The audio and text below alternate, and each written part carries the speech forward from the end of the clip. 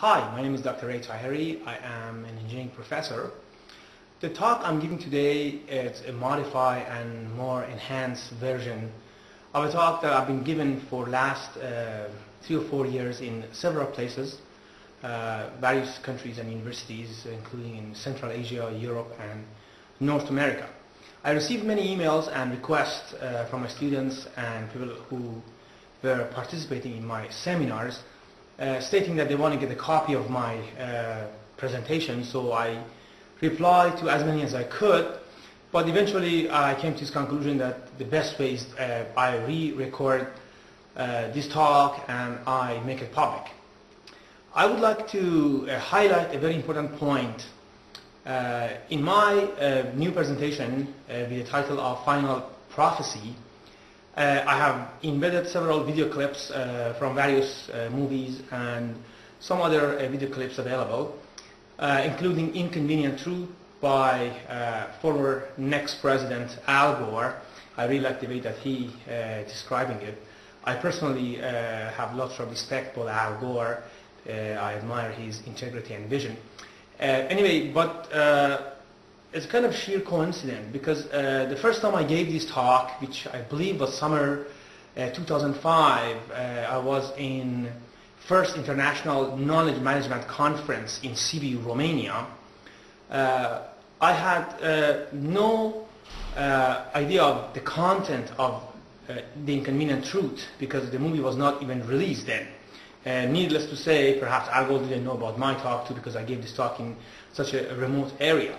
But I was really thrilled when I, for the first time, saw Inconvenient Truth, and I just said, wow, I use exact same slide in my talk. And again, it was a sheer and nevertheless pleasant coincidence.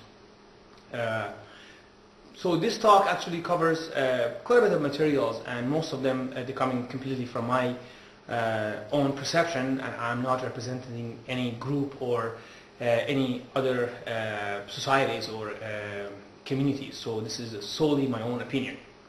So I would like to invite you to pay attention to my talk. Thank you very much.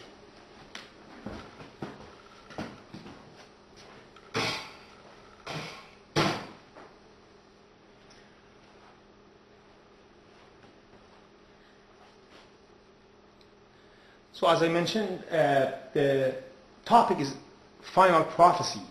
The initial version, the topic was Fourth Revolution, and again modify and enhance it to a more understandable format. Now I would like to start with definition of revolution. If you go to Merriam Dictionary, revolution has been defined as a drastic and far-reaching change in the ways of thinking and behaving. This is the meaning of revolution.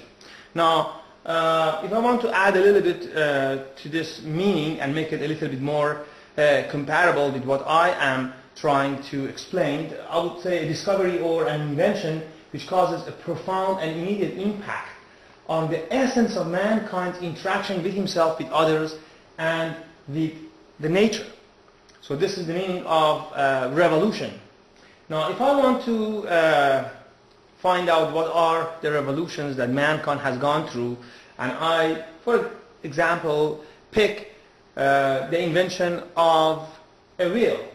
Is it a revolution? Of course, it changed quite a bit of the way the man used to live, and of course, it facilitated transportation. It revolutionized several things in the man life.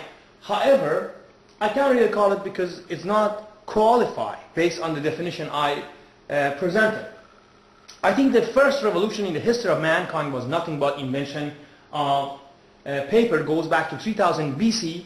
It's believed that it goes to Egyptian, and they invented something called papyrus, which is a Latin word for paper. And why invention of paper was such a drastic discovery, what a far-reaching change, is because prior to invention of paper, any kind of knowledge gathering was very primitive. Man perhaps got something or discovered something. The only way that transferring it was in an oral way, or you perhaps plot on the wall of a cave or in the back of animal skin. But after the invention of paper, mankind start to document things, to gather things, not for himself, also for next generation. That's why this torch of knowledge has been carried through generation after generation to people in future. That's why we are where we are now. That's what makes the difference between mankind and honeybee, because honeybee for last 300 million years does exactly the same thing on every day, every generation, versus the man that it learned how to gather the knowledge and how to transfer it to next generation. Now, next revolution was again nothing but industrial revolution. Goes back to 1750 by the invention of James Watt, which is the steam engine. And not only it was important because so many other inventions, including locomotive and steamboat and even vehicle that came to the picture, but also invention of steam engine and industrial revolution revolutionized the way the man interacted with himself, with others, and with nature. Prior to industrial revolution, the factories did not exist. They were all small workshops that about 10, 15 people get together and they work for creating something. But after industrial revolution, these small factories, they got together and they created mega factories in which hundreds, sometimes thousands of people, they're working for a common cause under the same roof. What do hundreds of people do when they are working together? They talk, they communicate, they exchange their ideas, they thought, the humor, and the whole dynamic of communication was revolutionized after industrial revolution. The third revolution was, again, I am sure everyone agreed with me, was nothing but invention of computer, and it goes back to 1943, which a group of scientists led by Dr. Tommy Flower, they invented first computer. And of course this computer was very primitive, perhaps a computer with the size of a building that was not even as calculated as complicated as a calculator.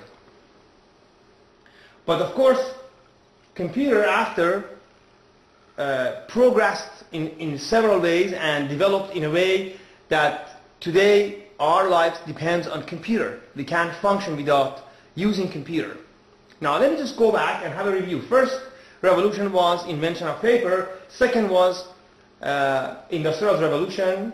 Third was invention of computer. So what will be the fourth revolution that will revolutionize the history of mankind?